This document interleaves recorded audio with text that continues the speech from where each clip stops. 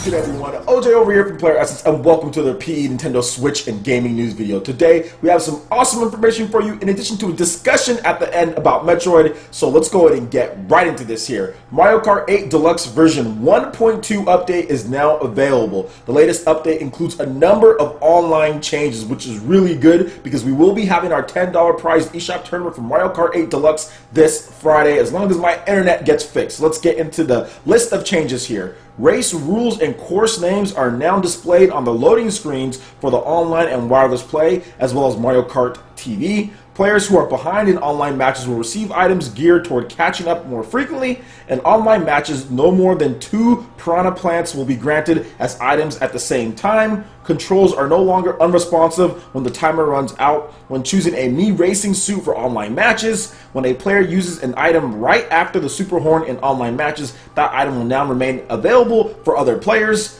Item wheel no longer spins continuously in online matches. Online matches now end as intended 30 seconds after the first place racer finishes. The boomerang now returns to the first slot, if possible after a player catches it. Items shown in a player's item slot now display correctly when holding an item behind them. No longer possible to use an item after it has been used to block an attack. Communication errors no longer occur frequently while spectating or after spectating online matches. So definitely good there, plus there's bug fixes and all that little stuff as well in there, and I'm really looking forward to this. And this is the main reason why I bought Mario Kart 8 Deluxe on the Nintendo Switch, because I like Mario Kart. I like Mario Kart 8 on the Wii U. However, it wasn't going to get supported past this. Now that you know that the game is coming to the Switch, you knew good and well that they were going to pretty much drop the Wii U version and continue supporting the Nintendo Switch version with online updates in order to make the experience better. So I saw it as a continuation, not necessarily just a brand new game not worth my money. I just saw it as a continuation, like the next fighting game, like the next Street Fighter or something like that. So that's the reason why I bought it. And as you can see here, they've already made a number of improvements, and they're stacking more on top of that because the game has been wildly popular. I think it's well over 1 million units sold at this point as far as worldwide goes. Heck, there's 500,000 copies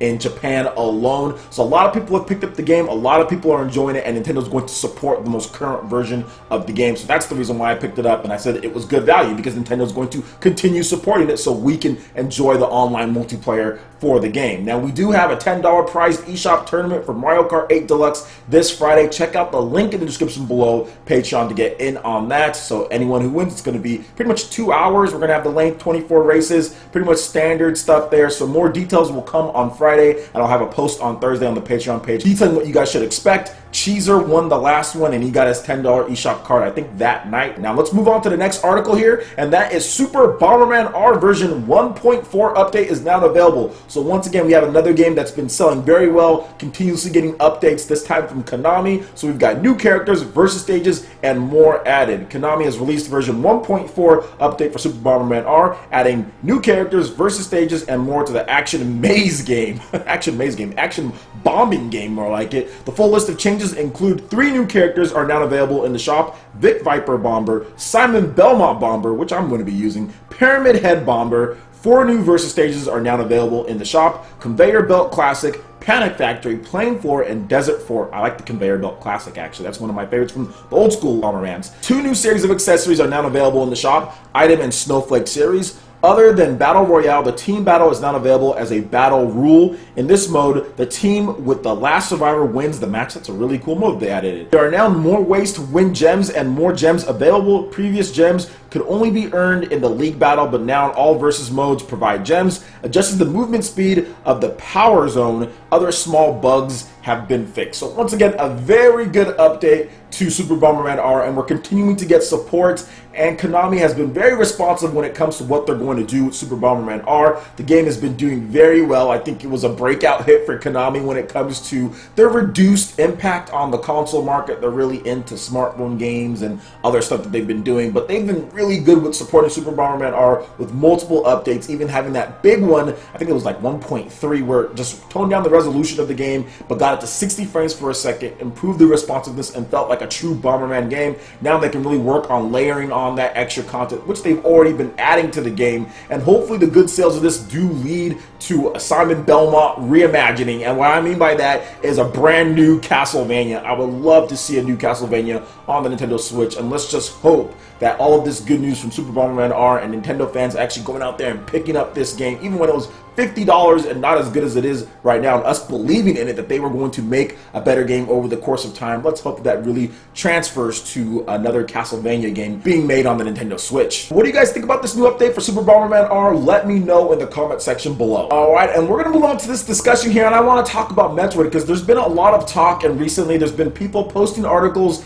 from Reggie Fils-Aimé saying, oh look, this is the reason why we're getting Metroid. It was the fan outcry. So basically us complaining about Metroid for however many years and the Federation Force backlash. That's the reason why we got 2 new Metroid games in development. This is the reason why. And I'd have to say, no, that is not the reason why we got 2 new Metroid games. Now, in that article with Reggie Fils-Aimé, Reggie stated that the reason like fan outcry actually caused them to announce Metroid 4. So just to announce it, even though they still don't have anything to show at this point, but to announce the game, it wasn't because of fan outcry that we actually got 2 Metroid games. Now, if you remember with some interviews, Sakamoto said that they were starting to develop a Metroid Samus Returns 2 years ago at this point, so the development of that game could probably be traced back to Mercury Steam as early as 2013 or 2014 in terms of them getting pitches to Nintendo and Nintendo listening to those pitches. So that is when development started, was 2 years ago. So concept planning phase, all that probably started a little bit earlier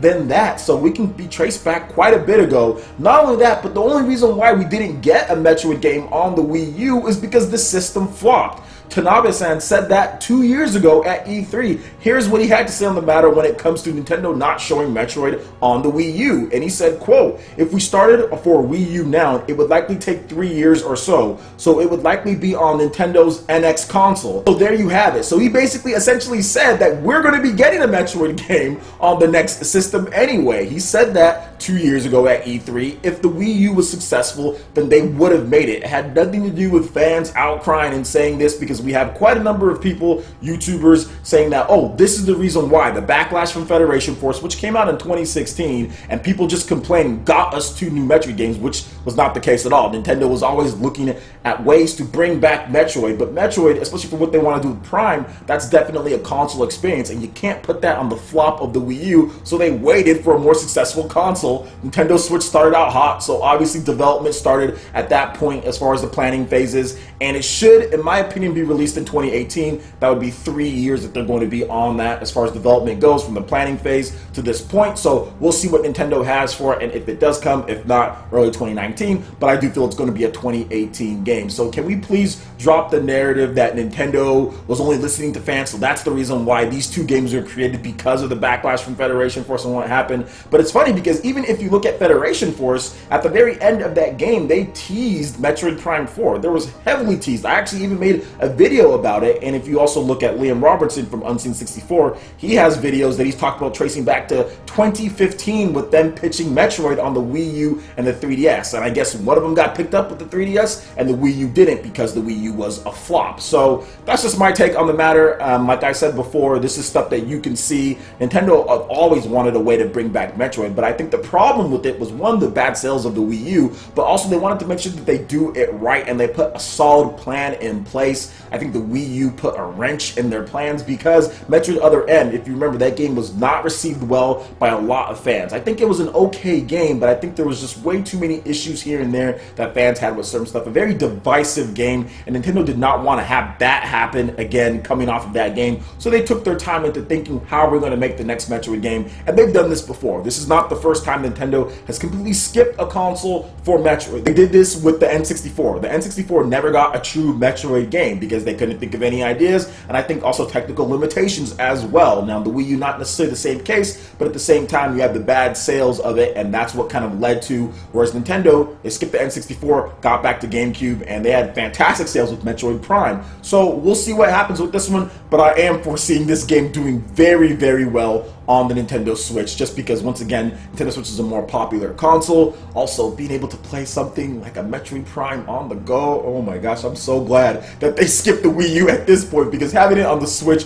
is going to be so much better overall for the game, just because of the portable nature of it. You can take it anywhere you want and play some Metroid Prime, then also hook it up to your TV. Plus the Joy-Cons, they might be able to do something with that as well, having alternate control schemes. So we'll see what they do in the end, but I'm excited overall for Metroid Prime 4. I can't wait to see what Tanabe and crew have to do with this game, bringing it back to Japan, having that first-person action adventure style. I think it's going to be really good. Alright guys, that wraps it up for this video here. Go ahead and check out the links in the description below. We've got Facebook, we've got Twitter. Go ahead and give us a like and a follow on all our social media. Really helps to spread the content of PlayerEssence across the interwebs in addition to YouTube. Also make sure you check out our Patreon page. Pledge any tier, be entered in to win some awesome prizes each month. We have $10 prize eShop tournaments for Mario Kart 8 Deluxe, ARMS, Splatoon, and so much more. In addition to that, we also have Discord voice chat for all of our live streams. Come hang out, chat right there on live stream with all the PlayerEssence community. So support PE Live and PE Arena right here on PlayerEssence. Also make sure you hit that like button if you did like this video. Lets me know you guys want more content like this going forward in the future. And subscribe to PlayerEssence for the latest news, reviews, discussions, and more. Thank you so much for watching, and we'll catch you Ninja for the next video. Peace.